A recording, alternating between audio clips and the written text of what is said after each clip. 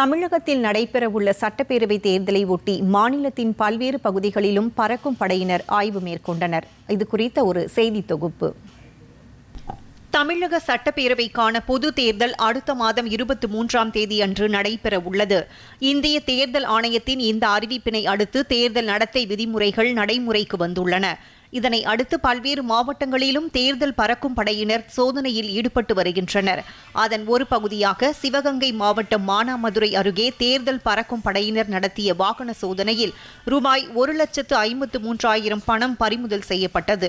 மானாமதுரை தஞ்சாவூர் தேசிய நெடுஞ்சாலையில் தல்லாகுளம் முனியாண்டி கோவில் அருகே துணை வட்டார வளர்ச்சி அலுவலர் கோபால் தலைமையில் தேர்தல் பறக்கும் படையினர் வாகன சோதனையில் ஈடுபட்டிருந்தனர். அப்போது புதுக்கோட்டையில் இருந்து எட்டயபுரம் நோக்கி ஆட்டு சந்தைக்காக சென்ற வாகனத்தை சோதனை செய்தபோது உரிய ஆவணங்கள் இன்றி எடுத்துச் செல்லப்பட்ட 1,53,000 ரூபாய் கண்டுபிடிக்கப்பட்டது. அதனைத் தொடர்ந்து பணத்தை பறிமுதல் செய்த அதிகாரிகள் மானாமதுரை கருவூலத்தில் ஒப்படைத்தனர். ராணிப்பேட்டை மாவட்டம் ஆற்காடு சட்டமன்ற தொகுதிக்கு உட்பட்ட வேலூர் அடுக்கம்பாறை கிராமம் அருகே தேர்தல் நிலை கண்காணிப்பு படைக்குழுவினர் சோதனை பணியில் ஈடுபட்டிருந்த போது அவ்வழியாக சென்ற டாடா ஏசி மினி வேன் வாகனத்தை பின்தொடர்ந்து சென்று சோதனை செய்ய முற்பட்டனர். அப்போது திடீரென 3 மூட்டைகளை சாலைகளில் தூக்கி வீசி எறிந்துவிட்டு வாகனத்தையும் சாலையிலேயே நிறுத்திவிட்டு ஓட்டுநர் உட்பட வாகனத்தில் வந்தவர்கள் தப்பிச் சென்றுள்ளனர்.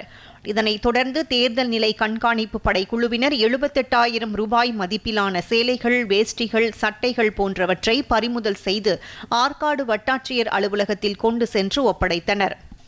கள்ளக்குறிச்சி மாவட்டம் உளுந்தூர்பேட்டை அருகே செங்குறிச்சி சுங்கச்சாவடி வணிக வரித்துறை பறக்கும் படை நடத்திய அதிரடி சோதனையில் ஈடுபட்டிருந்தனர்.